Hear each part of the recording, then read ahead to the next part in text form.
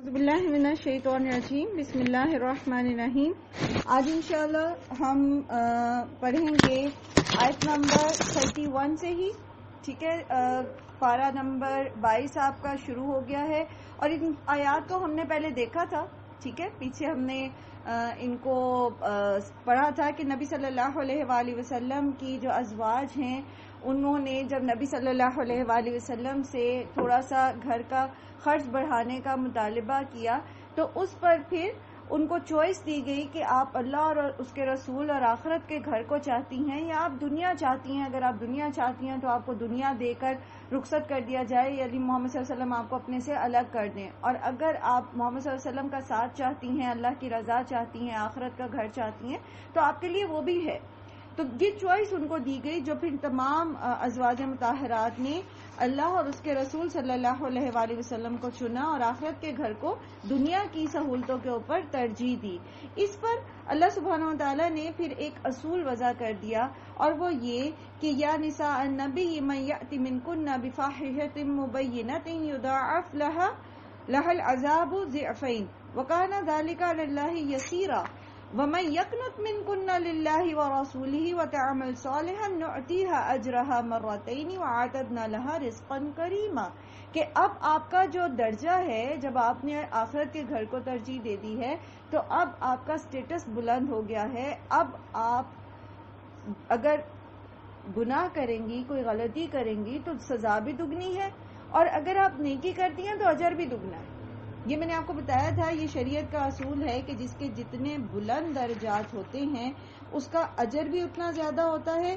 जितना ज्यादा रुतबा बढ़ जाता है, अगर गुनाह करेगा कोई तो फिर उसकी सजा भी बढ़ जाती है। लेकिन यहाँ पर ये जो आयत नंबर 30 है, 21वें पारे की आखिरी आयत जो है, इसमें मैंने इस चीज की वजाहत की थी आपके सामने कि यहाँ पर ये कहना इनको ये बतौर शर्त है। ऐसा नहीं है कि वो कोई गुनाह करने वाली थी या वो कोई ऐसी कोई फवाहिश में मुब्तला होने वाली थी, नाउजुबिल्लाह।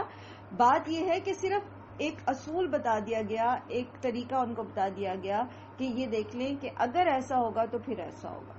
ठीक है, अब यहां से आगे इंशाअल्लाह आयत नंबर 32 से कुछ असूल बताए जा रहे हैं। जो कलाम तो मोहम्मद सल्लल्लाहु अलैहि वसल्लम की औरतों से, उनकी अज़वाज से किया जा रहा है, उनके घर की औरतों से किया जा रहा है, लेकिन बताया तमाम खवातीन को जा रहा है, क्योंकि उम्मत मुस्लिमा की खवातीन के लिए जो रोल मॉडल हैं, बिलखसूस खवातीन के जो मसाइल और तरीके हैं, उनमें आप सल्लल्लाहु अलैहि वसल्लम की अज़वाज, आप सल्लल्लाहु अलैहि वसल्लम की बेटी हजरत फातिमा है।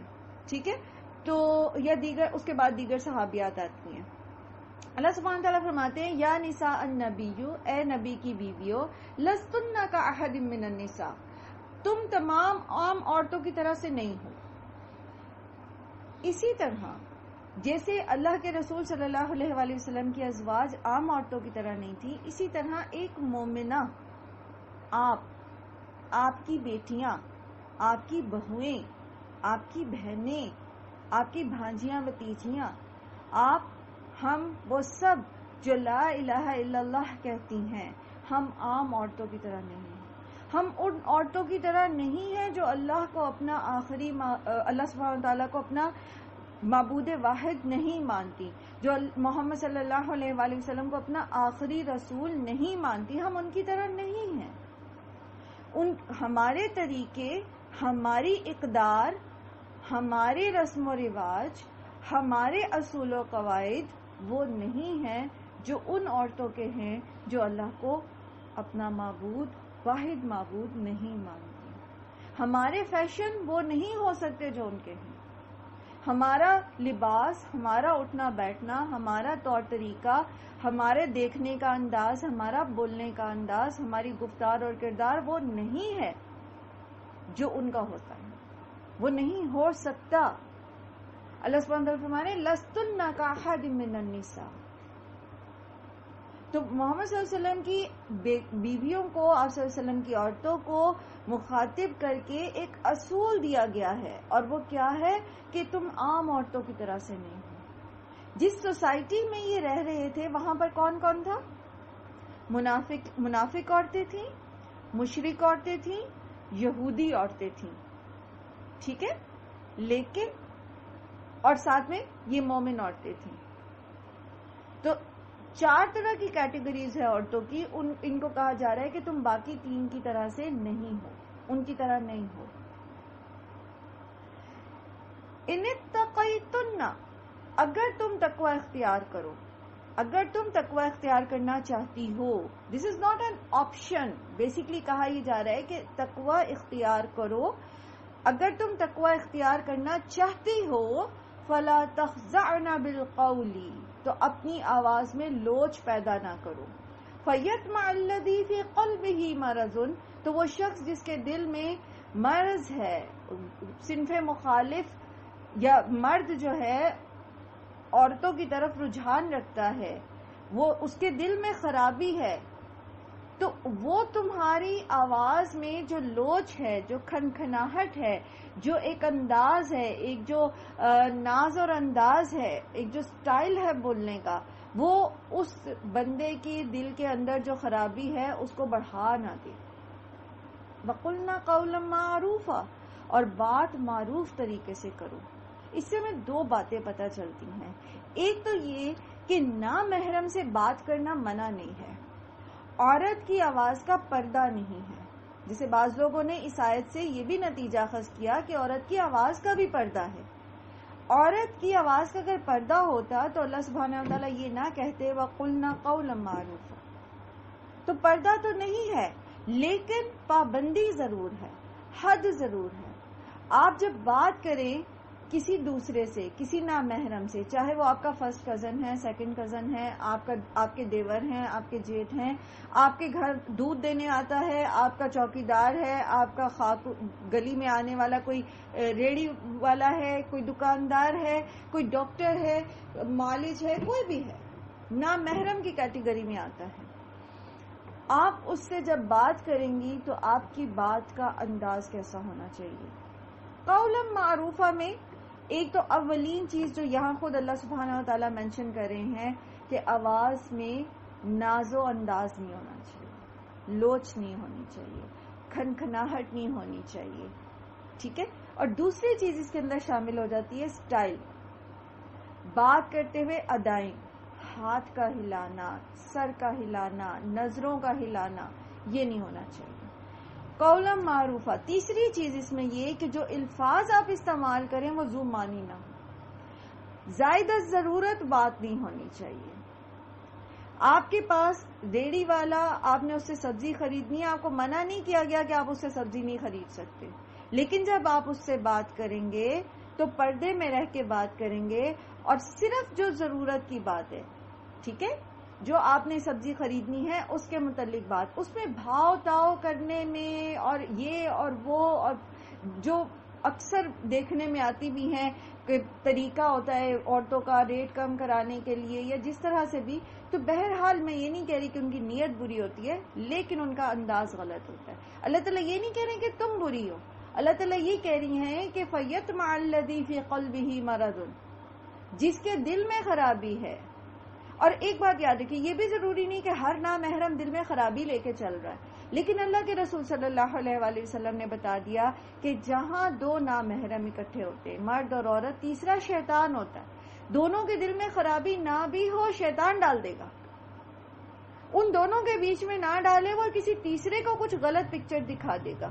تو ان تمام خرابیوں سے بچنے کے لیے اللہ سبحانہ تعالیٰ نے آپ کو کچھ رولز بتا دیے. اللہ تعالیٰ نے یہ نہیں کہا کہ آپ خریداری نہیں کر سکتی, آپ باہر نہیں جا سکتی ضرورت کے لیے, یا پھر یہ کہ ضرورت ہے نہ آپ کسی نامحرم سے بات نہیں کر سکتی, ایسی کوئی پابندی نہیں. لیکن اللہ تعالیٰ نے یہ اصول ضرور بتا دیے کہ آپ کو بات کرنی ہے تو کیسے کرنی ہے. وَقَرْنَ فِي بُيُوتِكُنَّ وَلَا تَبَرَّجْنَ تَبَرُّجَ الْجَاهِلِيَّةِ الْأُولَى, اور قرار پکڑو اپنے گھروں میں, اور نہ تم اظہار زینت کرو, زینت کا اظہار کرنا پہلی دور کی جاہلیت کی طرح. گھروں میں ٹک کے رہو. قرن کا جو لفظ ہے اس سے 2 معنی لیے جاتے ہیں, یہ قرار سے بھی ہے اور وقار سے بھی ہے. یعنی اپنے گھر میں قرار پکڑو, سکون سے بیٹھو اور وقار سے رہو. جو ایک مومنہ عورت کا وقار ہے، جو اس کی رسپیکٹ ہے، اپنی اس رسپیکٹ کی، اس وقار کی حفاظت کرو.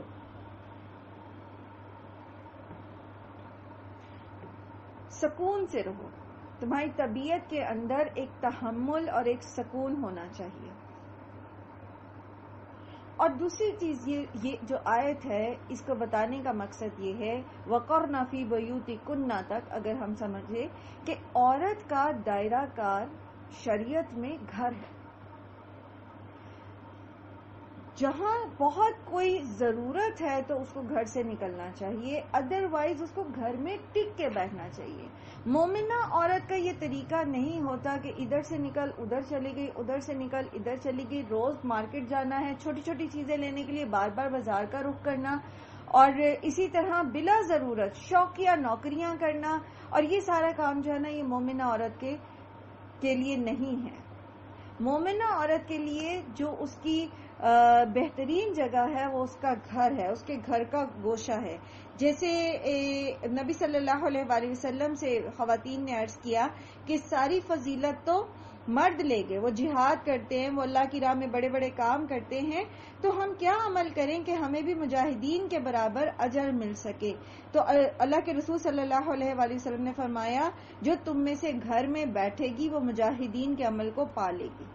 تو مطلب کیا اس کا کہ مجاہد دل جمی کے ساتھ اسی وقت اللہ کی راہ میں لڑ سکتا ہے جب اس کو اپنے گھر کی طرف سے، اپنی بیوی کی طرف سے پورا اطمینان ہو کہ وہ گھر میں ٹک کے بیٹھنے والی ہے، وقار کے ساتھ رہنے والی ہے، قرار اور سکون کے ساتھ اپنی عزت کی اور اس کے گھر اور اس کے بچوں کی حفاظت کرنے والی ہے.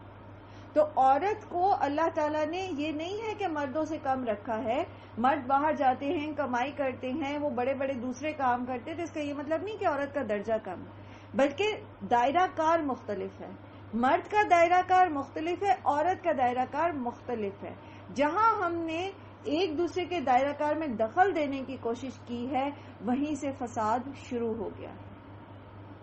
ٹھیک ہے. پوری کائنات کا نظام، اکثر میں کہتی ہوں کہ یہ جو اللہ سبحانہ تعالیٰ نے پوری کائنات بنائی ہے اس کے اندر جو اصول رکھا ہے وہ کیا ہے کہ ہر ایک اپنے اپنے دائرہ کار میں چل رہا ہے.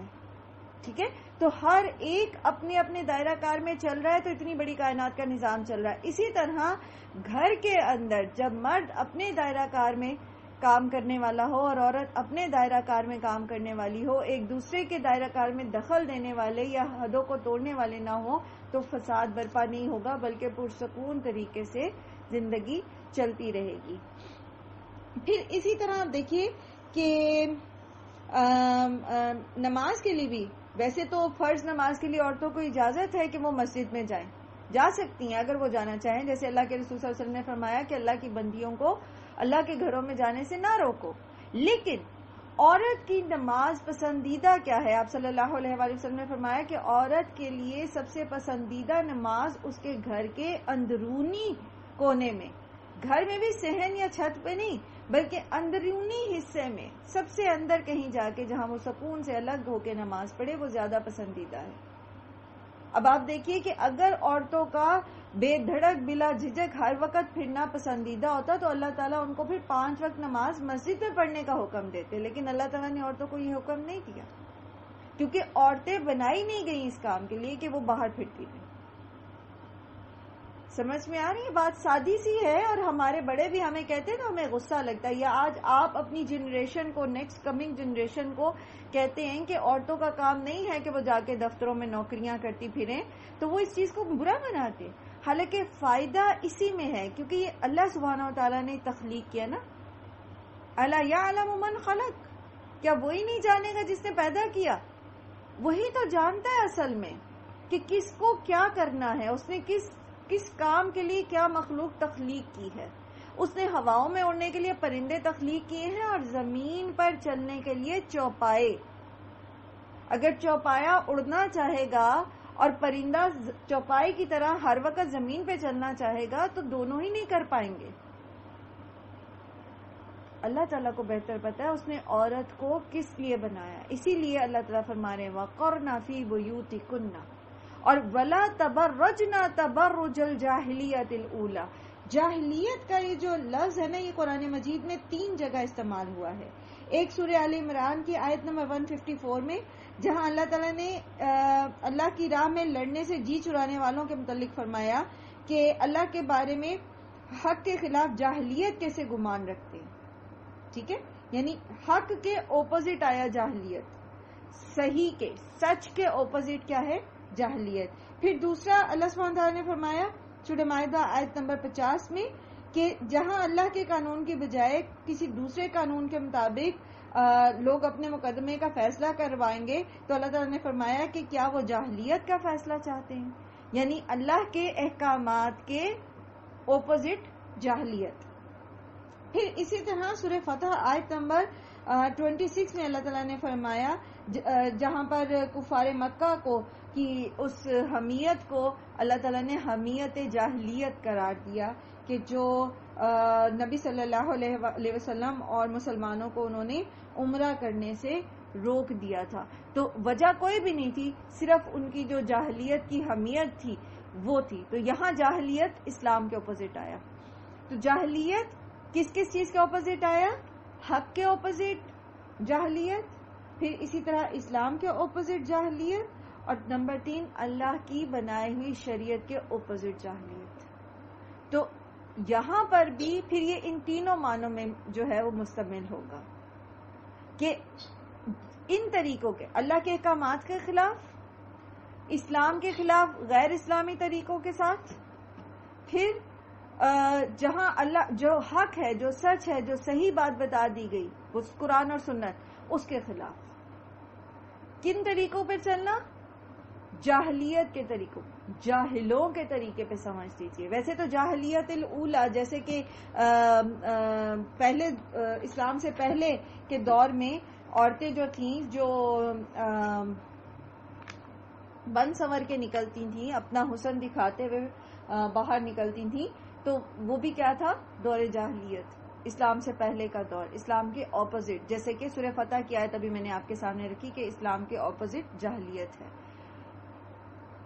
ہمیں کیا بتایا جا رہا ہے کہ ایسی عورتوں کی طرح گھر سے باہر نہ نکلو جو اسلام پر نہیں ہے، جو اللہ کے احکامات پر عمل نہیں کرتی، اور جو حق اور سچ سامنے آ جانے کے باوجود، کتاب اور سنت سامنے آ جانے کے باوجود اس کے خلاف عمل کرتی ہیں. تو گھر میں ٹک کے بیٹھو، اپنی سج دھج دکھاتے ہوئے، بناؤ سنگھار دکھاتے ہوئے، ایک ناز و انداز کے ساتھ چلتے ہوئے گھروں سے باہر نہ نکلو. اب آج کے دور میں جو ہمارے ہاں طریقہ ہے اس کو دیکھتے ہیں، جلدی سے ذرا اس پہ ایک نظر ڈالتے ہیں. آپ بتائیں گے کہ ہم حق کے طریقے پر چلنے والے ہیں عام طور پر، یا تبرج الجاہلیہ پر چلنے والے ہیں؟ تبرج کا جو لفظ ہے نا، یہ برج سے نکلا ہے. برج کا مطلب ہوتا ہے نمایاں ہونا. ٹھیک ہے، برج الخلیفہ بھی آپ نے سنا، جو سیکنڈ ٹالسٹ بلڈنگ تھی دنیا کی، وہ کیوں اس کو برج کا نام دیا گیا؟ اونچی ہے، نمایاں ہے. اسی طرح آپ دیکھتے ہیں کہ عمارتوں کے اوپر، قلعوں کے اوپر برجیاں بنائی جاتی تھیں، برج کہتے تھے. تو اسی طرح کسی بھی یہ جو سٹائل ہوتا ہے آرکیٹیکٹ کا، جس کے اندر بیچ پہ ڈوم بناتے ہیں، وہ بلند ہوتا ہے، الگ ہوتا ہے عمارت سے، تو اس کو برج کہتے ہیں. تو وہ مطلب یہ کہ اپنے آپ کو پرومیننٹ کرتے ہوئے، جاہلیت کے طریقوں کے فیشن اختیار کرتے ہوئے باہر نہ نکلو. ابھی آگے انشاءاللہ اس پر اور بھی سورہ احزاب میں آئیں گے، تو انشاءاللہ پردے کی آیات کے اس میں ہم اور ڈسکس کریں گے. مختصراً آپ کچھ بتانا چاہیں گے اس کے بارے میں، کچھ شیئر کرنا چاہیں گے؟ اللہ تعالیٰ نے بے حیائی سے روکے نا، اور جو یہ فحاشی پھیلتی ہے، تو عورت اگر اس طرح سے ویب سائٹ کر کے بیٹھ جائے گی تو اٹریکشن ہوگی. پھر مرد، جو عورت سادگی میں نکلتی ہے تو لوگ اس کی طرف دھیان نہیں دیتے، اور اگر وہ ویب سائٹ بیٹھ کے نکلے گی تو پھر معاشرے میں ظاہر اٹریکشن ہوتی ہے، تو بے حیائی پھیلے گی نا. بالکل. اچھا، اب اس میں یہ دیکھیے کہ یہ جو تبرج الجاہلیہ ہے نا، اس کی ایک شک یہ بھی ہے کہ لوگوں کو دکھانے کے لیے بننا سمجھنا. اگر آپ کسی کو منع کرتے ہیں نا کہ آپ اس طرح باہر نہ جائیں یا آپ پردہ کر کے جائیں، تو وہ کہتے ہیں ہم نے کون سا کسی کو دکھانے کے لیے کیا، ہم نے اپنے لیے کیا. تو میں ہمیں اکثر یہ بات کہا کرتی ہوں کہ اگر اپنے لیے کیا ہے نا تو پھر آپ اپنے گھر کے اندر کریں، اپنے محرم کے لیے، اپنے شوہر کے لیے بنے سنورے. ٹھیک ہے؟ جب آپ گھر میں تو ہم بنے رہتے ہیں عجیب الخلقت مخلوق، اور شوہر کو تو ہم وہ آوازار سی شکل دکھاتے رہتے ہیں، اور جب باہر نکلنا ہوتا ہے، مارکیٹ جانا ہوتا ہے، تو لپسٹک لگا لی اور پرفیوم لگا لیا اور دوسرے کپڑے نکال کے پہن لیے اور سج سور کے، تو پھر وہ کس کو دکھانا ہے؟ شوہر کو دکھانا تو گھر میں دکھائیں. ہے تو بات ذرا مطلب وہ اتنی خوبصورت نہیں لگ رہی ہوگی سننے میں، لیکن بات وہی ہے کہ کس کو دکھانے کے لیے پھر ہم تیار ہوتے ہیں. تو یہ تبرج الجاہلیہ ہے، دوسروں میں اپنے آپ کو پرومیننٹ کرنا، کوئی مڑ کے آپ کو دیکھے. اور اس کی ایک بڑی ہی بہترین مثال آپ کی جو میڈیا ہے، جو اس میں آپ ایڈز دیکھتے ہیں، جو پبلسٹی آتی ہے، اس میں عورتوں کو کیا چیز بنا کے پیش کرتے ہیں. وہ پرفیوم لگاتی ہیں، لوگ مڑ مڑ کے دیکھتے ہیں. وہ لپسٹک کی ایڈ ہے تو وہ مڑ مڑ کے دیکھتے ہیں. وہ کوئی ڈریس ہے تو لوگ مڑ مڑ کے دیکھتے ہیں. تو یہ کیا ہے؟ تبرج الجاہلیت الاولی. اور یہ کیا ہے؟ اللہ تعالیٰ کے حکم کی صریحاً نافرمانی. آپ یہ چاہتے ہیں لوگ آپ کو دیکھیں، لوگ آپ کو ایڈمائر کریں، تو پھر یہ غلط ہے. وَأَقِمْنَا الصَّلَاةَ، اور قائم کرو نماز، وَآتِينَا الزَّكَاةَ، اور دو زکوٰۃ، وَأَطِعْنَا اللَّهَ وَرَسُولَهُ، اور اطاعت کرو اللہ کی اور اس کے رسول کی. انما یرید اللہ، بے شک چاہتا ہے اللہ، لیذہبا، کہ وہ لے جائے، عنکم الرجس، تم سے ناپاکی کو، اہل البیت، اے اہل بیت، ویطہرکم تطہیرا، اور وہ پاک کر دے تمہیں خوب پاک کرنا.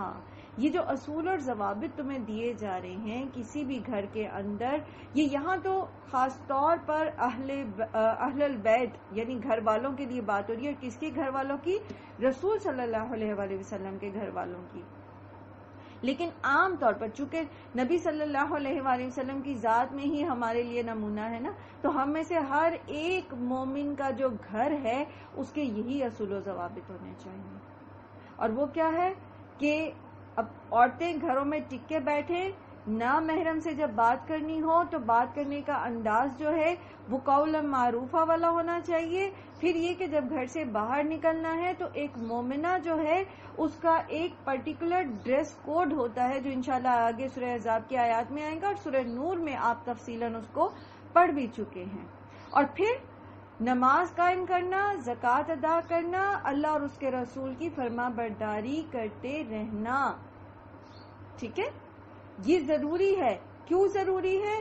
تاکہ ہمارے پاس سے جو گندگی ہے، جو گناہوں کا وبال ہے، وہ اتر جائے، وہ دھلتا رہے، وہ صاف ہوتا رہے. سمجھ گئے؟ اور یہاں پر جو اہل البیت کا لفظ استعمال ہوا، تو اس سے یہ بھی نتیجہ نکلتا ہے کہ آپ صلی اللہ علیہ وآلہ وسلم کے اہل بیت میں آپ صلی اللہ علیہ وآلہ وسلم کی ازواج بھی شامل ہیں. بعض لوگ یہ اس کو کہتے ہیں آیت تطہیر. آیت تطہیر کو لے کر وہ ایک صحیح حدیث ہے جس میں نبی صلی اللہ علیہ وآلہ وسلم نے ایک چادر میں حضرت علی، حضرت فاطمہ، حضرت حسن اور حسین رضی اللہ عنہم کو لے کر تو فرمایا کہ اے اللہ یہ میرے اہل بیت میں سے ہیں، تو ان سے گندگی کو دور کر دے اور ان کو پاک کر دے. تو اس کو وہ اس حدیث اور اس آیت تطہیر کو لے کر کہتے ہیں کہ اہل بیت میں صرف حضرت علی، حضرت فاطمہ، حضرت امام حسن اور حضرت امام حسین شامل ہیں. تو ایسا نہیں ہے. یہاں آپ دیکھ رہے ہیں کہ شروع میں کس کو مخاطب کیا اللہ سبحانہ وتعالیٰ نے؟ یا نساء النبی. اور وہی کنٹینیوٹی ہے، وہی سیکوینس چل رہا ہے، اور یہاں پر ان کو کہا جا رہا ہے اہل البیت. اسی طرح آپ نے یہ پڑھا تھا کہ جب حضرت جبرائیل وہ حضرت ابراہیم علیہ السلام کے پاس فرشتے حضرت اسحاق کی خوشخبری لے کر آئے تھے، تو اس وقت بھی انہوں نے جب حضرت سارہ نے اس پر تعجب کیا کہ میں بوڑھی ہو گئی ہوں اور میرے شوہر جو ہیں وہ بوڑھے ہیں، تو یہ کیسے ہو سکتا ہے؟ تو انہوں نے بھی کیا کہا تھا کہ تم پر سلامتی ہو اہل البیت، اللہ تعالیٰ جو چاہتے ہیں ویسے ہی کرتے ہیں، یعنی یہ مفہوم ہے آیت کا. تو اس میں بھی اہل بیت کس کو کہا گیا تھا؟ حضرت سارہ کو، جو کہ حضرت ابراہیم کی زوجہ تھی. تو ازواج اہل بیت میں شامل ہوتی ہیں.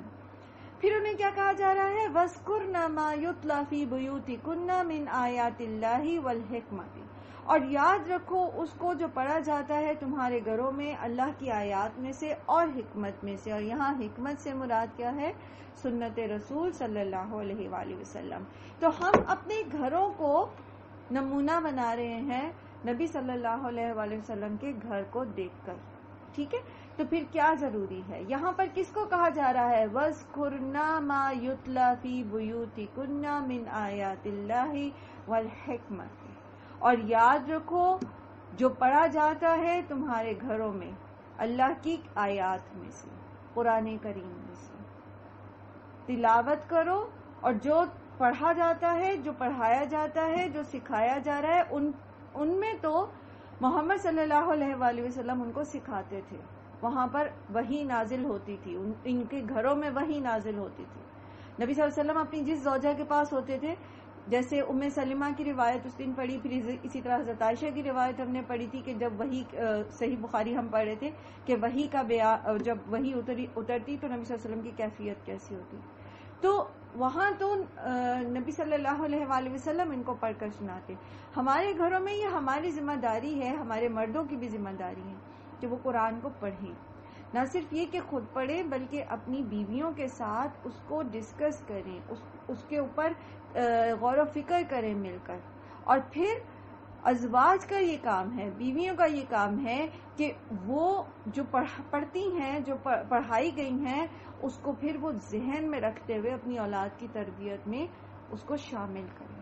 وہ گھر کتنا خوبصورت ہوتا ہوگا جس میں گھر کا مرد بیٹھ کے فجر کے بعد قرآن لے کے بیٹھے، بیوی پاس بیٹھی ہے، بچے پاس بیٹھے ہیں، اور کسی آیت کے اوپر غور و فکر کیا جا رہا ہے، تدبر کیا جا رہا ہے، سیکھا جا رہا ہے، سکھایا جا رہا ہے. اللہ تعالی ہم سب کے ازواج کو ایسا ہی باعمل اور باعلم بنائے، اور ہمارے گھروں کو ایسا ہی گہوارہ بنائے دین کا کہ یہاں سے وہ نسلیں نکلیں جو دین کو صحیح معنی میں سمجھنے والی ہوں، چلتے پھرتے قرآن کے نمونے ہوں.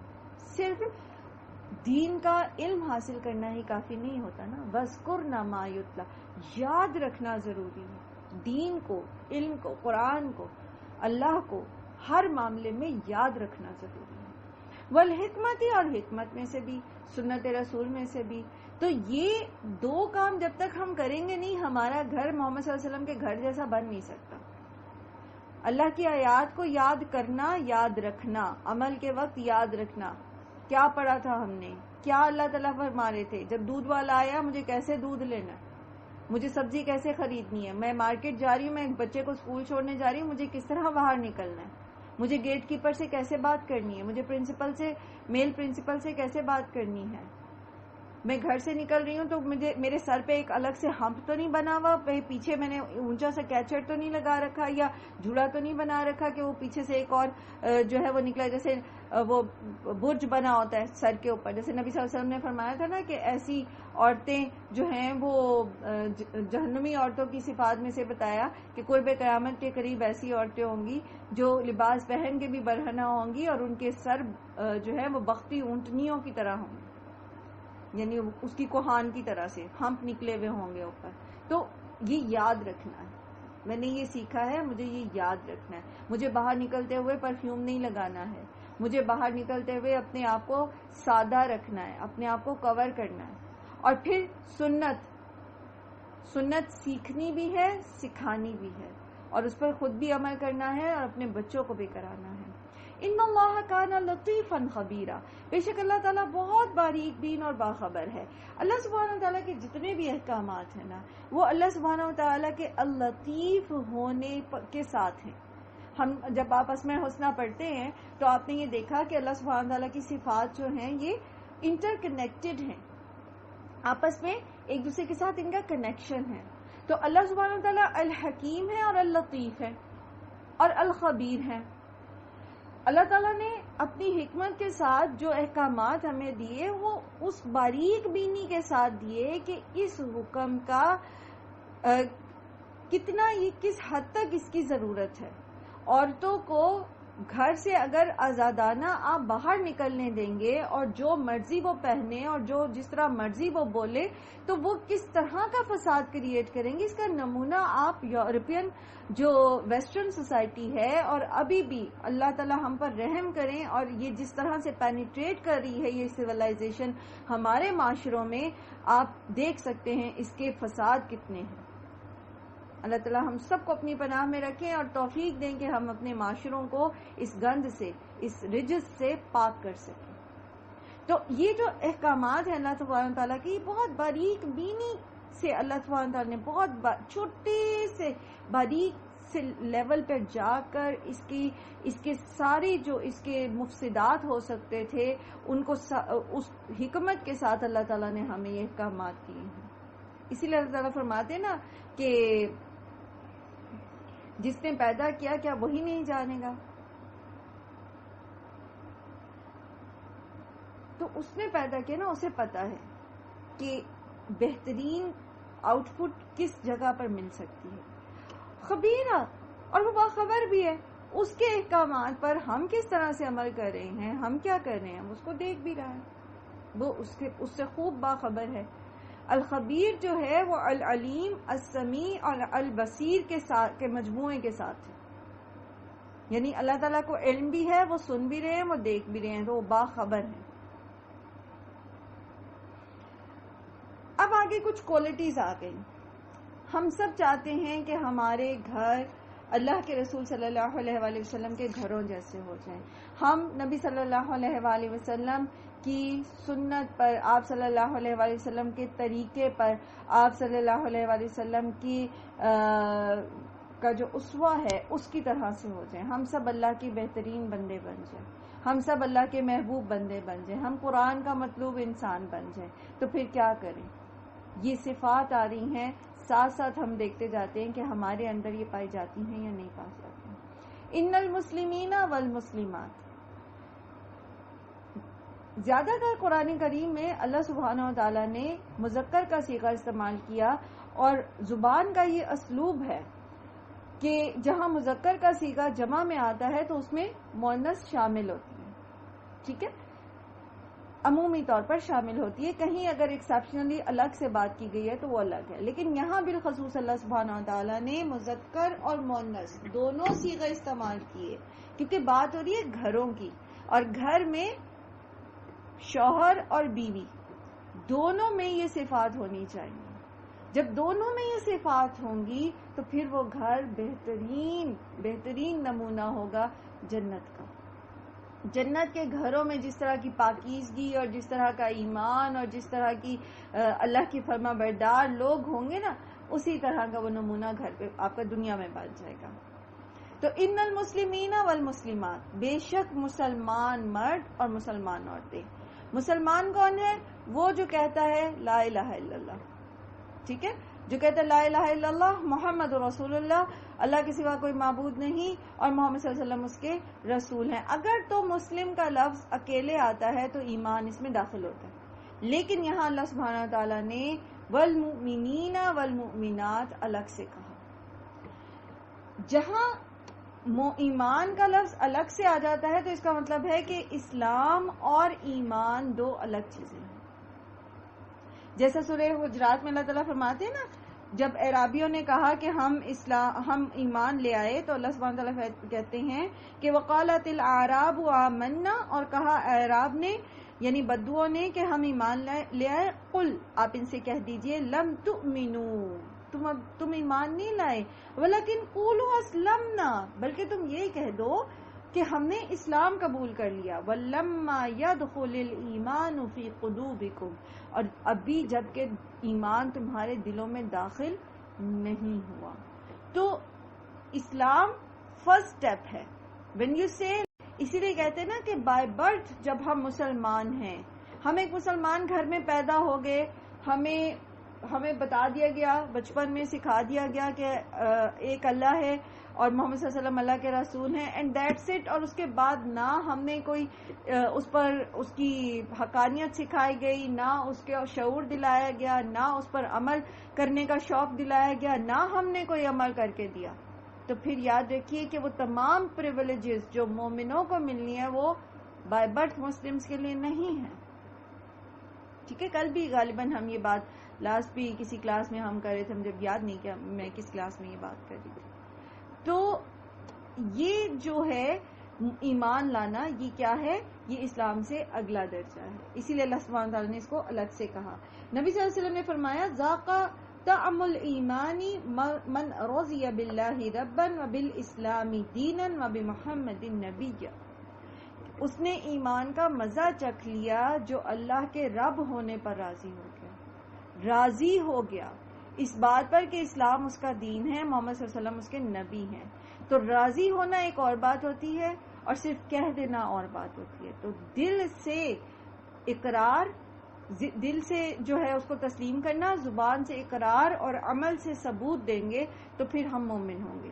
تو والمؤمنین والمؤمنات. اور ایمان کیا ہے؟ ایک اور حدیث میں آتا ہے لا یؤمن احدکم حتی یکون ہواہ تبعا لما جئت بہ، کہ تم میں سے کوئی اس وقت تک مومن نہیں ہو سکتا یہاں تک کہ اس کی خواہش نفس اس چیز کی تابع ہو جائے جو میں لے کر آیا ہوں. یعنی نبی صلی اللہ علیہ وآلہ وسلم کے طریقے کے تابع جب تک آپ نہیں ہو جاتے، اللہ کی کتاب کے تابع نہیں ہو جاتے جب تک ہماری خواہش نفس، اس وقت تک ہم مومن نہیں ہو سکتے. اور جیسے سورہ نساء میں اللہ سبحانہ وتعالیٰ فرماتے کہ یا ایھا الذین آمنوا آمنوا باللہ ورسولہ. تو یہ کیا ہے؟ شعوری ایمان. صرف مسلمان گھر میں پیدا ہو جانا کافی نہیں ہے، قرآن کو سمجھ کے پڑھنا ضروری ہے، سمجھ کے پڑھ کے اس پر عمل کرنا ضروری ہے، تو پھر ہم مومن کی کیٹیگری میں داخل ہو جائیں گے. والقانتین والقانتات. اور فرما بردار مرد اور فرما بردار عورتیں. قانت کہتے ہیں جس کی فرما برداری میں دوام ہوتا ہے. ٹھیک ہے، سکون کے ساتھ ہمیشہ فرما برداری اطاعت گزاری کرتے رہنا. جیسے ایک اور جگہ آتا ہے نا سورہ زمر آیت نمبر 9 میں کہ امن ہوا قانت آناء اللیل ساجدا وقائما یحذر الآخرۃ ویرجو رحمت ربہ. یہاں پر قانت کسے کہا گیا ہے؟ جو رات کی گھڑیوں میں سجدے کرتا ہے، قیام کرتا ہے، آخرت سے ڈرتا بھی ہے اور اللہ کی رحمت سے امید بھی رکھتا ہے. یعنی اس کی فرما برداری میں سکون ہے، اطمینان ہے، ہمیشگی ہے، اور وہ اللہ تعالیٰ پر ایمان رکھتا ہے، آخرت کی پکڑ سے ڈرتا ہے اور اللہ کی رحمت سے امید بھی رکھتا ہے. والصادقین والصادقات. اور سچے مرد اور سچی عورتیں. صدق میں سچائی کے لیے بہت ساری احادیث ہیں جن کے مفہوم اگر میں آپ کے سامنے بیان کروں تو بات یہ ہے کہ اللہ تعالیٰ کو سچائی بہت محبوب ہے. جب انسان کا ایمان اور اس کی فرما برداری اور اطاعت گزاری اکٹھا ہو جاتا ہے، یعنی ایمان کا ثبوت وہ فرما برداری کے ساتھ دیتا ہے. اسلام لانے کے بعد اس کی ترتیب کو دیکھیے گا ذرا. اسلام لاتا ہے زبان سے اقرار کر کے، پھر دل سے اس پر اس بات رکھتا ہے، عمل کرتا ہے، تو ایمان لاتا ہے. اب یہ ایمان جو ہے اس پہ وہ قنوت اختیار کرتا ہے، ہمیشگی دوام اختیار کرتا ہے. اس میں جو ہے وہ اس کی سکون ہے، اس کے اندر اطمینان ہے اس کے پاس. اور پھر یہ جو جب یہ فرما برداری کے اندر دوام ہوتا ہے نا، اس سے اس کے اندر صدق پیدا ہوتا ہے، کیونکہ اس کا بھروسہ اپنے رب پر ہو جاتا ہے نا، اس کا تعلق اپنے رب کے ساتھ مضبوط ہو جاتا ہے. تو پھر وہ جھوٹ سے نفرت کرتا ہے، کیونکہ اسے پتا ہے کہ جھوٹے پر اللہ کی لعنت ہوتی ہے. تو وہ جھوٹ سے دور ہوتا چلا جاتا ہے، یہاں تک کہ آپ صلی اللہ علیہ وسلم نے فرمایا کہ انسان سچ بولتے بولتے اور سچائی کا قصد کرتے کرتے اللہ کے ہاں صدیق لکھ لیا جاتا ہے. ٹھیک ہے. اور پھر چونکہ سچائی ایمان کی نشانی ہے اور جھوٹ منافقت کی نشانی ہے، تو اس لیے وہ جھوٹ سے بچتا ہے. اور یہ سچائی ہمیں فائدہ دیتی ہے، دنیا میں بھی فائدہ دیتی ہے اور آخرت میں بھی. قیامت کے دن جنتیوں کو جو جنت میں جانے کا فیصلہ ہوگا تو اللہ سبحانہ وتعالیٰ کیا فرماتے ہیں کہ ان کی آج سچوں کو ان کی سچائی کا فائدہ ہوگا.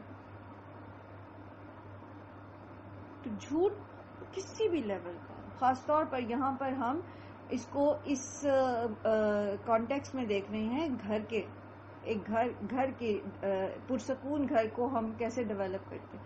تو اس میں آپ دیکھیے کہ اللہ تعالیٰ کی فرما برداری کے بعد جو سچائی کی بات آ رہی ہے، سچے مرد اور سچی عورتیں، تو یہ سچ کہاں ہے؟ جب ایمان پختہ ہے تو مطلب آپ اللہ کے ساتھ سچے ہیں نا. تو دوسری سچائی کیا ہے پھر؟ بندوں کی آپس میں. تو چھوٹے سے چھوٹے لیول پر بھی جھوٹ جو ہے اس کو اپنی زندگیوں سے نکال دیں. نہ شوہر بیوی سے جھوٹ بولے، نہ بیوی شوہر سے جھوٹ بولے، نہ بچے ماں باپ سے جھوٹ بولے، نہ ماں باپ بچوں سے جھوٹ بولے. یہ ریکوائرڈ ہے. والصابرین والصابرات، اور صبر کرنے والے مرد اور صبر کرنے والی عورتیں. صبر ثابت قدمی کا نتیجہ ہے. مصیبتوں پہ صبر کرنا، تقدیر پر صبر کرنا، سخت صدمے کی ابتدا پہ صبر کرنا. تو کسی بھی گھر کے پرسکون ہونے کی اور خوبصورت، اس کی معنوی خوبصورتی کی بات کر رہی ہوں، ظاہری خوبصورتی کی نہیں، اس میں صبر بہت کاؤنٹ کرتا ہے. بے صبری عورتیں اپنے گھر میں تمام نعمتیں ہونے کے باوجود اپنے گھر کو جہنم بنا لیتی. اسی طرح بے صبر مرد. تو مومن جو ہوتا ہے وہ صبر کرنے والا ہوتا ہے، مومنہ صبر کرنے والی ہوتی ہے. صبر پہلے بھی ہم بہت دفعہ پڑھ چکے ہیں. صبر کیا ہوتا ہے؟ صدمے کی ابتدا پر جزا فضا سے بچنا، اپنی ناپسندیدگی پر ریئیکشن شو نہ کرنا، فوراً ریئیکشنری نہ ہونا ہے. شوہر نے کوئی بات کر دی ہے، آپ کو اچھی نہیں لگی، اب آپ کہتے ہیں کہ میں ابھی کے ابھی اس کو جواب دوں گی. یہ کیا ہے؟ بے صبری. صبر، تحمل، اطمینان. اول تو برداشت ہی کر لیں، لیکن اگر آپ کو لگتا ہے نہیں اس معاملے کی وضاحت ضروری ہے تو جسٹ ویٹ، معاملے کو ٹھنڈا ہو لینے دیں. پھر جب دیکھیں ماحول ٹھنڈا ہو گیا ہے، بہتری کی طرف بات جاری ہے، پھر حکمت کے ساتھ، خوش اسلوبی کے ساتھ اس کا جواب دیں. جہاں شوہر اور بیوی دونوں بے صبرے ہوتے ہیں، دونوں ایک کے بدلے میں ایک جواب، این کا جواب پتھر سے دینے والے ہوتے ہیں، ان گھروں میں کبھی بھی سکون نہیں ہو سکتا، کبھی بھی اطمینان نہیں ہو سکتا. تھوڑی دیر کچھ بہتری پیدا ہوگی اور پھر جو ہے وہ فساد شروع ہو جائے گا. والخاشعین والخاشعات، اور خشوع کرنے والے مرد اور خشوع کرنے والی عورتیں. خشوع سے مراد کیا ہے؟ خشوع سے مراد ہے خاص طور پر خشیت الہی، ٹھیک ہے، جس کے دل میں اللہ کی خشیت ہوگی. خشیت کہتے ہیں اس ڈر کو جو کسی کی بڑائی کی وجہ سے ہوتا ہے. تو خشیت کا لفظ عام طور پر اللہ سبحانہ وتعالیٰ کے لیے جو ڈر ہمارے اندر ہوتا ہے اللہ کی بڑائی کی وجہ سے، اس کے لیے آتا ہے. اور عمومی اس کا جو معنی ہوتا ہے وہ ہوتا ہے تسکین، دل جمی، تواضع اور عاجزی. تو جس گھر میں آپ تصور کریں کہ مرد بھی عاجزی کرنے والے ہوں، عورتیں بھی عاجزی کرنے والی ہوں، تکبر کا شائبہ نہ ہو، ہمبل ہوں، ایک دوسرے کو اکنالج کرنے والے ہوں، ایک دوسرے کی ایفرٹس کو ماننے والے ہوں، تو پھر وہ گھر کتنا خوبصورت ہوگا. والمتصدقین والمتصدقات، اور صدقہ دینے والے مرد اور صدقہ دینے والی عورتیں. اچھا، اس میں خاشعین جو ہوتے ہیں، جو اللہ کی خشیت رکھنے والے ہوتے ہیں، تو وہ مرد اور عورتیں اگر اللہ کی خشیت رکھنے والی ہیں تو وہ کسی طور بھی کسی پہ ظلم نہیں کر سکتے. نہ مرد بیویوں پہ ظلم کریں گے، نہ عورتیں اپنی بچوں پہ ظلم کرنے والی ہوں گی، نہ کسی اور ریلیشن کے ساتھ ظلم کرنے والی ہوں، کیونکہ وہ اللہ سے ڈرنے والے لوگ ہوں گے. اور صدقہ دینے والے مرد اور صدقہ دینے والی عورتیں. اور یہاں پہ دیکھیے عورتوں کا ذکر الگ سے ہوا ہے. موسٹلی ایسا ہوتا ہے کہ ہم چونکہ خود کمائی نہیں کر رہے ہوتے تو ہم سمجھتے ہیں کہ بس صدقہ دینا ہمارے مردوں کی ذمہ داری ہے. تو آپ کو جو پاکٹ منی دی جاتی ہے، یا آپ کے پاس جو آپ کی چیزیں ہیں، آپ کے کپڑے ہیں، یا آپ کو اختیار دیا گیا ہے کھانے پکانے میں، چیزوں میں، کہیں پر بھی، آپ کی اپنی سیونگز ہیں، کچھ بھی ہے، تو اس میں سے صدقہ ضرور کریں، کیونکہ صدقہ بہت اہم ہے، یہ مصیبتوں کو ٹالتا ہے. اور خاص طور پر 7 لوگ جنہیں عرش کا سایہ نصیب ہوگا قیامت کے دن، جس دن اور کوئی سایہ نہیں ہوگا، تو ان میں سے وہ لوگ ہوں گے جو دائیں ہاتھ سے صدقہ کرتے تھے اور بائیں کو پتہ نہیں چلتا. کتنا خوبصورت اور کتنا اچھا ہو اور کتنا بہترین ہو اگر ہمارے مرنے کے بعد کچھ ایسے لوگ ہوں جن کو ہم دیتے ہوں اور وہ آ کے بتائیں کہ اچھا یہ تو ہمیں بھی دیتی تھی، اچھا یہ تو ہمیں بھی دیتی تھی، اور فلان جو اپنے گھر میں بیٹھا ہو کہ اچھا وہ چلی گئی دنیا سے، وہ تو مجھے بھی دیتی تھی. لیکن کسی کو پتہ نہیں کہ آپ کس کے لیے صدقہ کر رہے ہیں، آپ کس کے لیے مدد کر رہے ہیں. سبحان اللہ. یہ اللہ کے پاس آپ کی گواہیاں لکھی جائیں گی. اپنے گھروں میں بیٹھے ہوئے جو لوگ یہ ذکر کریں گے، اچھا فلان تھی، وہ فلان تو اتنا زیادہ یہ کرنے والی تھی. اور صدقے میں پھر وہی بات آ جاتی ہے کہ اگر مال نہیں بھی ہے یا کم ہے تو کم کرے. کم انسان، اللہ تعالیٰ نے تو ہماری نیت دیکھنی ہے نا، اور اللہ تعالیٰ نے تو کوالٹی دیکھنی ہے نا. اور اگر نہیں ہے بالفرض کچھ بھی نہیں ہے تو صدقے کی جو ٹرم ہے نا، یہ بہت وسعت رکھتی ہے اپنے اندر. آپ دوسروں کو فیسیلیٹیٹ کریں گے نا، دوسروں کو سہولت دیں گے، وہ بھی آپ کی طرف سے صدقہ ہو جائے گی. آپ کمبائنڈ فیملی میں رہتے ہیں، آپ کی دیورانی یا جیٹھانی نے کھانا پکانا، اس کا چھوٹا بچہ رو رہا ہے، اگر آپ اس کے بچے کو اٹھا لیتے ہیں، اس کا بچہ چپ کر جاتا ہے، آپ اس کو بہلا لیتے ہیں، آپ اس کو فیسیلیٹیٹ کریں گے، تو یہ آپ کی طرف سے صدقہ ہو جائے گا. دل تو کھلے کریں، دل تو بڑے کریں. اگر بچہ آپ سے نہیں بہل رہا، چلیں ایک ٹائم کا آپ اس کی جگہ کام کر دیں، یہ آپ کی طرف سے صدقہ ہو جائے گا. تو یہ صدقات ہے نا آپ کی طرف سے، صرف پیسہ ہی تو صدقہ نہیں ہوتا. پھر والصائمین والصائمات، روزہ رکھنے والے مرد اور روزہ رکھنے والی عورتیں. اور روزہ انسان کو اس کی بدن کی بھی تطہیر کرتا ہے، اس کو برائیوں سے بچاتا ہے، اس کو خرابیوں سے بچاتا ہے. اور اگر آپ روزے کے پورے فلسفے کے ساتھ روزہ رکھنے والے ہیں، صرف بھوکے پیاسے رہنے کو جو ہے روزہ نہیں سمجھتے، بلکہ آنکھ کا بھی روزہ رکھتے ہیں اور کان کا بھی اور زبان کا بھی، تو پھر کیا ہے، انسان کے لیے یہ گناہوں سے ڈھال بن جاتا ہے. والحافظین فروجہم والحافظات، اور اپنی شرمگاہوں کی حفاظت کرنے والے مرد اور عورتیں. روزہ انسان کو شہوت سے روکتا ہے. اسی لیے اللہ کے رسول صلی اللہ علیہ وآلہ وسلم نے ایسے نوجوانوں کو جن میں نکاح کی استطاعت نہیں تھی، انہیں روزہ رکھنے کی تلقین کی تھی. تو اسی لیے فوراً بات دیکھیے آپ کہ والحافظین فروجہم والحافظات کا ذکر آیا ہے. جہاں مرد اور عورتیں اپنے آپ کو اللہ کے سامنے جواب دہ سمجھتے ہیں، جہاں مرد اور عورتیں اپنے آپ کو اللہ سبحانہ و تعالیٰ کی نظروں میں دیکھتے ہیں کہ اللہ تعالیٰ ہمیں دیکھ رہے ہیں، چاہے ہم اکیلے ہیں، تنہا ہیں، اندھیرے کمرے میں، اپنے بستر کے اندر ہیں، وہ کوئی بھی خرابی نہیں کر سکتا کبھی بھی کہیں پر. اس لیے مومنین اور مومنات کی یہ صفت ہے، یہ بدرجہ اولا صفت ہے کہ وہ اپنی شرمگاہوں کی حفاظت کرنے والے. اللہ کے رسول صلی اللہ علیہ وسلم نے فرمایا کہ تم 2 چیزوں کی مجھے ضمانت دے دو، میں تمہیں جنت کی ضمانت دے دوں. ایک وہ جو تمہارے 2 جبڑوں کے بیچ میں، اور ایک وہ جو تمہاری 2 ٹانگوں کے بیچ میں. کتنی ضرورت ہے اس چیز کی کہ ہم ان ذرائع کا سد باب کریں جو اس حد تک لے کر جائیں کسی کو بھی. سورہ نور میں ہم نے بہت تفصیل سے اس کو پڑھا تھا کہ وہ اللہ سبحانہ تعالیٰ نے فرمایا وَلَا تَقْرَبُوا الزِّنَا، تو زنا کے قریب بھی نہ جاؤ کا مطلب کیا ہے کہ جو اسباب، اسی لیے ان احکامات سے پہلے سب سے پہلا جو حکم آیا تھا سورہ نور میں وہ غض بصر کا تھا. اپنی نگاہوں کو جھکا کے رکھیں، مرد بھی اور عورتیں بھی. کچھ ایسا نہ دیکھیں، کچھ ایسا نہ سنیں، کچھ ایسا جو ہے وہ نہ کریں جو بالآخر شیطان کے پھندے میں ان کو پھنسا دے اور وہ حدیں توڑنے والے ہو جائیں.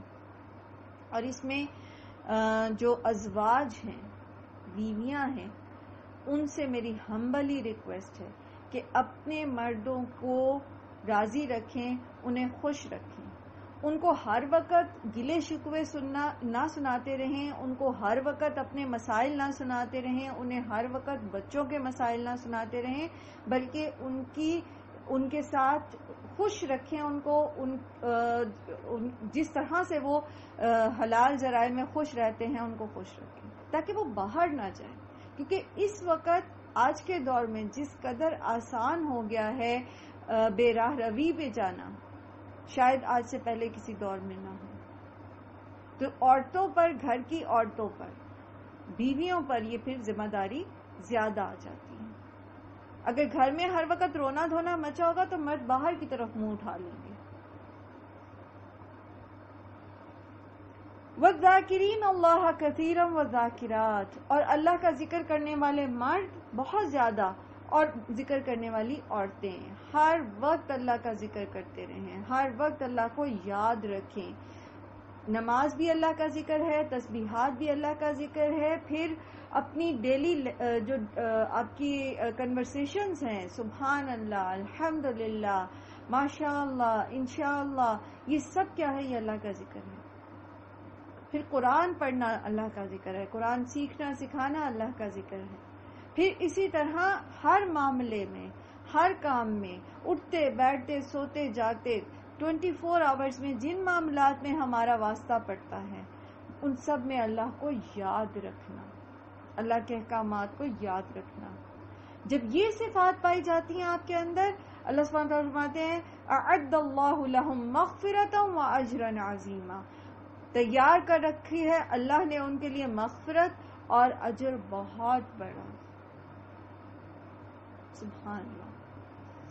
دنیا میں بھی آپ کا گھر، جیسا ابھی ہم نے ساتھ ساتھ ڈسکس کیا، دنیا میں بھی آپ کا گھر حیات طیبہ بن جائے گا. دیکھیں مال جو ہے نا وہ تو تقدیر کے مطابق ملنا ہے، رزق تقدیر کے مطابق ملنی، لیکن جو دل کا سکون ہے نا، جو حیات طیبہ ہے، جو اللہ کی رضا میں راضی رہنے کی صلاحیت ہے، یہ انسان کے اندر یہی صفات ہیں جو اس کو حیات طیبہ کے لیے کوالیفائی کرتی ہیں. تو دنیا میں بھی آپ کے لیے حیات طیبہ اور آخرت میں بھی آپ کے لیے مغفرت بھی اور اجر عظیم بھی. یو آر سرٹیفائڈ، آپ کو جنت دے دی جائے گی. آپ یہ کام کریں. اللہ تعالیٰ فرمانے اعد اللہ لہم مغفرۃ واجرا عظیما. ہم چاہتے ہیں نا ہم جنت میں جائیں. ہم میں سے ہر ایک آج اسی لیے اس کلاس میں موجود ہے کہ ہمارا دل چاہتا ہے کہ ہم جنت میں جائیں. ہمارا دل چاہتا ہے کہ ہمارے گھر جو ہیں وہ جنت کا نمونہ بن جائیں. تو پھر یہ کچھ چیزیں ہیں، دیکھ لیں. اور اس کے ساتھ آپ جو پہلے آلریڈی پڑھ چکے ہیں، آلموسٹ یہی ہے، مختلف طریقوں سے اللہ سبحانہ تعالیٰ نے سمجھائی ہیں. تو یہ سب کچھ کرنے والے بن جائیں اور کوشش کرنے والے بن جائیں. اس کے لیے کوشش کرنے والے بن جائیں اور اس کوشش کے ساتھ ساتھ اللہ سے دعائیں کریں. اللہ تعالیٰ مجھے صابر بنا. اگر بے صبری ہے نا مزاج میں تو اللہ تعالیٰ سے کہیں. اللہ کے رسول صلی اللہ علیہ وسلم نے فرمایا، ایک حدیث کا مفہوم ہے کہ جو صبر کرنا چاہتا ہے نا تو پھر اس کو اللہ تعالیٰ صبر دے دیتے. اور جو کرنا ہی نہیں چاہتا، جو اپنی منمانی کرنا چاہتا ہے، جو اپنی خواہش نفس کے خلاف اللہ کی رضا کو لینے میں جو اس کو صبر ریکوائرڈ ہے وہ کرنا ہی نہیں چاہتا، جو کسی تکلیف میں سیلف پٹی کا شکار ہونا چاہتا ہے، خود ترسی کا شکار ہونا چاہتا ہے، صبر کرنا ہی نہیں چاہتا، تو پھر اس کو صبر نہیں آتا. جو کرنا چاہتا ہے اللہ اس کو دے دیتا. پھر اسی طرح ایمان ہے. ایمان کی 60 سے زیادہ شاخیں ہیں، جن میں سے حیا ایک شاخ. ایک حدیث میں ہے 70 شاخیں ہیں، ایک میں ہے 60 سے زیادہ شاخیں. انہی میں سے جو ہے وہ پھر مختلف چیزیں آپ کو اخلاق اور کردار کی ملتی چلی جاتی ہیں. ایمانداری ہے، سچائی ہے، حق کا ساتھ دینا ہے، دوسروں کو ان کے حقوق ادا کرنے ہیں، تکلیف دہ چیزوں کو راستے سے ہٹانا ہے، دوسروں کی مدد کرنا ہے. ساری چیزیں آ جاتی ہیں پھر اس میں. وما كان لمؤمن ولا مؤمنة اذا قضى الله ورسوله امرا ان يكون لهم الخيرة من امرهم. نہیں کسی مومن مرد کے لیے اور نہ ہی کسی مومن عورت کے لیے کہ جب فیصلہ کر دے اللہ اور اس کا رسول کسی معاملے کا تو وہ ان کے لیے اس میں کوئی اختیار ہو اپنے معاملے میں. یہاں سے آگے آیت نمبر 47 تک جو ہیں وہ حضرت زینب سے نبی صلی اللہ علیہ وآلہ وسلم کے نکاح کی بعد جو ہیں یہ آیات نازل ہوئی ہیں. اور اس کا سینیریو پہلے بھی جب ہم سورہ احزاب کے موضوعات کے بارے میں پڑھ رہے تھے تو مختصراً میں نے ذکر کیا تھا. اب یہاں تھوڑا سا اس کو تفصیلاً دیکھتے ہیں. حضرت زینب جو تھیں وہ نبی صلی اللہ علیہ وآلہ وسلم کی پھوپھی امیمہ بنت عبد المطلب کی صاحبزادی تھیں، اور نبی صلی اللہ علیہ وآلہ وسلم نے اللہ کے حکم کے مطابق ہی ان کے ساتھ حضرت زید بن حارثہ کا نکاح کرایا تھا. حضرت زید بن حارث جو تھے وہ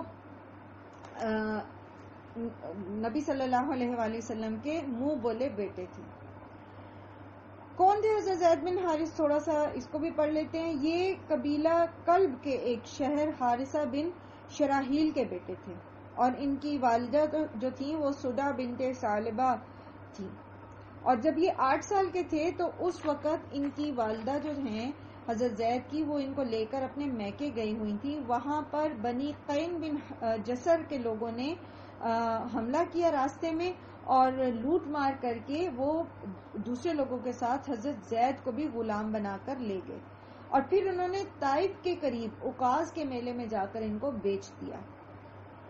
وہاں پر حضرت خدیجہ رضی اللہ عنہا کے بھتیجے حکیم بن حزام نے انہیں خریدا اور مکہ میں اپنی پھوپھی یعنی حضرت خدیجہ کو لا کر دے دیا، ان کو گفٹ کر دیا.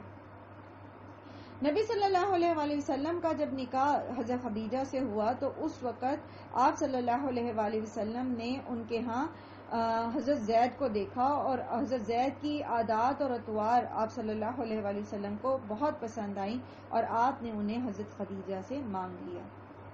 اور پھر یہ خوش قسمت لڑکا جو ہے یہ نبی صلی اللہ علیہ وآلہ وسلم کی خدمت میں پہنچ گیا. حضرت زید کی عمر جب 15 سال کی تھی تو آپ کے باپ اور چچا کو پتا چلا کہ یہ مکہ میں ہیں، تو وہ آپ صلی اللہ علیہ وآلہ وسلم کے پاس آئے اور کہا کہ آپ جو بھی فدیہ چاہتے ہیں زید کی رہائی کے لیے وہ ہم آپ کو دے دیں گے. آپ صلی اللہ علیہ وسلم نے فرمایا کہ میں زید کو بلاتا ہوں اور اس کی مرضی پہ چھوڑتا ہوں کہ اگر وہ تمہارے ساتھ جانا چاہے یا میرے پاس رہنا چاہتا ہے. اگر وہ تمہارے ساتھ جانا چاہے گا تو میں کوئی بھی فدیہ نہ لوں گا اور اسے یوں ہی چھوڑ دوں گا، لیکن اگر وہ میرے پاس رہنا چاہے تو میں ایک ایسا آدمی نہیں ہوں کہ جو شخص میرے پاس رہنا چاہے میں اسے خواہ خواہ نکال دوں. تو آپ نے حضرت زید کی ثوابدید پر اس معاملے کو چھوڑ دیا. پھر حضرت زید کو بلایا گیا تو آپ صلی اللہ علیہ وسلم نے پوچھا کہ کیا تم ان دونوں کو پہچانتے ہو؟ تو انہوں نے کہا کہ جی یہ میرے والد ہیں اور یہ میرے چچا ہیں. تو آپ نے کہا کہ اچھا تم ان کو بھی جانتے ہو اور مجھے بھی، اب میں تمہیں پوری آزادی دیتا ہوں کہ تم ان کے ساتھ چلے جاؤ اور چاہو تو میرے ساتھ رکو. تو انہوں نے جواب دیا کہ میں آپ صلی اللہ علیہ وآلہ وسلم کو چھوڑ کر کسی کے پاس نہیں جانا چاہتا. تو حضرت زید جو تھے وہ بخوشی نبی صلی اللہ علیہ وآلہ وسلم کے ساتھ انہوں نے رہنا پسند کیا. تو اس پر پھر حرم میں آپ صلی اللہ علیہ وآلہ وسلم نے جا کر قریش کے مجمع عام میں یہ اعلان فرمایا تھا کہ زید آج سے میرا بیٹا ہے، اور اس طرح وہ آپ صلی اللہ علیہ وآلہ وسلم کے منہ بولے بیٹے بن گئے، اور اسی بنا پر پھر ان کو زید بن محمد کہا جانے لگا. یہ واقعات نبوت سے پہلے کے ہیں، ٹھیک ہے. اور جب نبی صلی اللہ علیہ وآلہ وسلم کو نبوت ملی تھی تو اس میں پھر آپ صلی اللہ علیہ وآلہ وسلم پر جن 4 لوگوں نے بغیر کسی تردد کے آپ پر ایمان لائے تھے ان میں ایک حضرت خدیجہ تھی، دوسرے حضرت زید تھے، تیسرے حضرت علی اور چوتھے حضرت ابو بکر رضی اللہ عنہ. ٹھیک ہے. تو یہ تھا حضرت زید کا مختصر تعارف. اور حضرت زید کا نکاح چونکہ ان کو اللہ کے رسول صلی اللہ علیہ وسلم نے اپنا بیٹا بنایا تھا تو ان کا نکاح حضرت نبی صلی اللہ علیہ وسلم نے اپنی پھوپھی ذات حضرت زینب کے ساتھ کیا. حضرت زینب کو جب پرپوزل نبی صلی اللہ علیہ وآلہ وسلم لے کر گئے ان کے پاس حضرت زید کا، تو انہوں نے اس چیز کو ناپسند کیا اور کہا کہ میں اس سے بہتر ہوں. بعض روایات میں آتا ہے کہ انہوں نے کہا کہ میرا نسب تو قریش سے ہے اور زید تو آزاد کردہ غلام ہے. اس دور میں آزاد کردہ غلام یا غلام کی حیثیت کس قدر کمتر سمجھی جاتی تھی، آپ کو اس سے بھی اس کا اندازہ ہو جائے گا. تو حضرت زینب حضرت زید سے نکاح نہیں کرنا چاہتی تھیں، اور ان کے بھائی جو تھے وہ بھی اس چیز سے ناراض تھے. ان کے بھائی کا نام عبداللہ بن جہش تھا، ٹھیک ہے. تو وہ بھی اس بات پر راضی نہیں ہو رہے تھے کہ نبی حضرت زید کے ساتھ ان کا نکاح کیا جائے. تو اس پر پھر یہ آیات نازل ہوئی تھی کہ جب اللہ اور اس کے رسول نے کوئی فیصلہ کر دیا کسی کے بارے میں، تو پھر کسی کو اختیار نہیں رہتا اپنے معاملے میں فیصلہ کرنے کا. تو جب حضرت زینب نے یہ آیات سنی اور آپ صلی اللہ علیہ وسلم سے پتہ چلا انہیں کہ یہ اللہ کے رسول صلی اللہ علیہ وسلم بھی یہ پسند کرتے ہیں، تو پھر وہ مان گئیں اور ان کا نکاح حضرت زید سے کر دیا گیا. اب یہاں یہ جو خاص کانٹیکسٹ ہے اس آیت کا، یہ تو میں نے آپ کے سامنے رکھ دیا، ٹھیک ہے. اب اس آیت کو مکمل کرتی ہوں اور پھر میں آپ کو بتاتی ہوں کہ اس کو عمومی طور پر ہم کیسے سمجھیں گے. وَمَنْ يَعْصِ اللَّهَ وَرَسُولَهُ، اور جو کوئی نافرمانی کرے گا اللہ کی اور اس کے رسول کی، فَقَدْ ضَلَّ ضَلَالًا مُبِينًا، تو تحقیق وہ بھٹک گیا بھٹکنا کھلم کھلا. جہاں اللہ اور اس کے رسول کی طرف سے فیصلہ آ جائے کہ یہ کام کرنا ہے اور یہ کام نہیں کرنا، تو پھر ہمارے پاس چاہے وہ ہم انفرادی طور پر اپنی بات کریں بینگ اے فیمیل، یا ایک گھر کے لیول پر بات کریں، ایک گھرانے کے طور پر یا محلے کے طور پر، معاشرے کے طور پر، یا حکومتی سطح پر، حکمران ہو، کابینہ ہو، پارلیمنٹ ہو، کسی کے پاس یہ اختیار نہیں کہ جہاں اللہ اور اس کے رسول کا حکم آ گیا کسی بھی معاملے میں، اس معاملے میں ہم اپنی رائے کو فوقیت دیں، یا ہم اپنے کسی بھی اور فلسفے کو کسی اور معاشرے کے کسی اور تہذیب کو لا کر اس کے اندر فٹ کرنے کی کوشش کریں. وَمَن يَعْصِ اللَّهَ وَرَسُولَهُ فَقَدْ ضَلَّ ضَلَالًا مُبِينًا. آپ جب یہ کرنے کی کوشش کرتے ہیں نا، تو اس کے بعد پھر آپ اتنی دور نکل جاتے ہیں بھٹکنے میں کہ واپسی بھی ممکن نہیں ہوتی. تو اصول کیا ہے؟ جہاں اللہ کا حکم آ گیا، جہاں اللہ کے رسول کا حکم آ گیا، چاہے میری اپنی خواہش نفس اس کے کتنے ہی خلاف جاری ہے. جیسے ابھی پیچھے آپ نے کیا پڑھا؟ آپ نے پیچھے کیا پڑھا کہ کیا کہا جا رہا ہے مسلمان خواتین کو کہ وَقَرْنَ فِي بُيُوتِكُنَّ وَلَا تَبَرَّجْنَ تَبَرُّجَ الْجَاهِلِيَّةِ الْأُولَى. اللہ کا فیصلہ کیا آ گیا کہ مومن عورتیں گھروں میں ٹک کے بیٹھیں. پسندیدہ کیا ہے؟ بلا ضرورت باہر نہیں جائیں. جہاں آپ کی ضرورت نہیں ہے، جہاں ضرورت ہے وہاں آپ کو اجازت ہے جانے کی، لیکن یہ فیصلہ کون کرے گا کہ کیا ضرورت شرعی ہے یا نہیں ہے؟ یہ اللہ ہی کرے. اللہ کے رسول صلی اللہ علیہ وسلم ہی ہمیں وہ اصول اور ضوابط بتائیں گے. مثال کے طور پر آپ کہتے ہیں پروفیشنل عورتیں، لڑکیاں کیا پڑھیں، کیا پروفیشن ہونا چاہیے ان کا. تو اگر وہ گھر بیٹھ کر ایسے کام کر سکتی ہیں جیسے ورچوئل جابس ہیں آج کل، تو گھر بیٹھ کے کام کر رہی ہیں، اٹس اوکے. اور اس میں بھی ان کا انٹریکشن جو غیر مردوں سے ہے تو اس میں وہ لمٹس میں رہیں گی، پردہ بھی کریں گی، بول چال میں بھی جو ہے وہ احتیاط کریں گی، اور اگر وہ اس سے بھی بچ سکیں تو بہتر ہے. لیکن بعض جگہ ایسی ہیں جہاں عورتوں کے لیے تعلیم حاصل کرنا اس خاص فیلڈ میں ضروری ہے، جیسے ڈاکٹرز، طبیبہ، کیونکہ عورتوں کے علاج کے لیے عورت ڈاکٹر ہی ہونا ضروری ہے، یہ اس کے لیے آسانی کا باعث بنتی ہے. اسی طرح استاد، ٹھیک ہے. پھر کچھ خاص معاملات ایسے ہیں جس میں ضرورت ہو سکتی ہے عورتوں کی ایسی جگہوں کی جہاں پر وہ جائیں اور وہ خریداری کریں، تو وہاں اگر صرف خواتین جاتی ہیں تو عورتیں سیلز گرلز بھی ہو سکتی ہیں.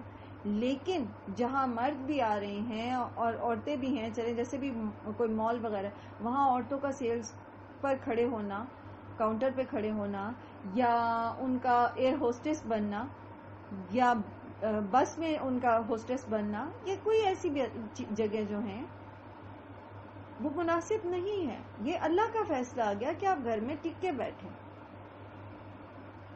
جو مردوں کے کام ہیں کرنے کے ان کو کرنے دیں. تو جہاں اللہ اور اس کے رسول کا فیصلہ آ گیا وہاں پر ہم اپنے فلسفوں کو سائڈ پہ ہی رہنے دیں تو زیادہ بہتر ہے، اس میں ہمارے ہی لیے خیر ہے. ادروائز پھر کیا ہوگا، پھر ہم پکڑتے رہ جائیں گے اور خرابی پھیلتی چلی جائے گی، پھر ہمیں اس کو سنبھالنا اکٹھا کرنا مشکل ہو جائے گا. وَإِذْ تَقُولُ لِلَّذِي أَنْعَمَ اللَّهُ عَلَيْهِ وَأَنْعَمْتَ عَلَيْهِ أَمْسِكْ عَلَيْكَ زَوْجَكَ وَاتَّقِ اللَّهَ وَتُخْفِي فِي نَفْسِكَ مَا اللَّهُ مُبْدِيهِ وَتَخْشَى النَّاسَ وَاللَّهُ أَحَقُّ أَن تَخْشَاهُ فَلَمَّا قَضَى زَيْدٌ مِّنْهَا وَطَرًا زَوَّجْنَاكَهَا لِكَيْ لَا يَكُونَ عَلَى الْمُؤْمِنِينَ حَرَجٌ فِي أَزْوَاجِ أَدْعِيَائِهِمْ إِذَا قَضَوْا مِنْهُنَّ وَطَرًا وَكَانَ أَمْرُ اللَّهِ مَفْعُولًا. اچھا یہ آیت جو ہے اس کو انشاءاللہ پھر ہم کل ہی مکمل کریں گے، پڑھیں گے، کیونکہ یہ تھوڑی سی تفصیل طلب ہے اور آپ کی کلاس کا وقت جو ہے اب مکمل ہو گیا ہے. اللہ تعالیٰ ہم سب کو توفیق دیں کہ جو بھی ہم پڑھتے ہیں، سمجھتے ہیں، سیکھتے ہیں اس پر عمل بھی کریں اور اس میں اللہ تعالیٰ ہماری مدد کریں. اللہ تعالیٰ ہمارے حامی اور مددگار ہو جائیں کہ ہم جو کرنا چاہتے ہیں، اصلاح کرنا چاہتے ہیں اپنے گھروں میں، اپنے اطوار میں، اپنے طریقوں میں، اللہ سبحانہ تعالیٰ اس میں ہمارے لیے آسانی کر دیں اور اللہ تعالیٰ اس میں ہمیں بہترین مددگار ملائے. ربنا ھب لنا من ازواجنا وذریاتنا قرۃ اعین وجعلنا للمتقین اماما. اللہ سبحانہ تعالیٰ آپ سب کو دنیا اور آخرت میں عافیت نصیب فرمائے، آسانیاں عطا فرمائے، تمام بیماروں کو اللہ سبحانہ تعالیٰ شفاء کاملہ وعاجلہ عطا فرمائے. وآخر دعوانا الحمدللہ رب العالمین. سبحانک اللہم وبحمدک نشہد ان لا الہ الا انت نستغفرک ونتوب الیک. السلام علیکم ورحمۃ اللہ وبرکاتہ.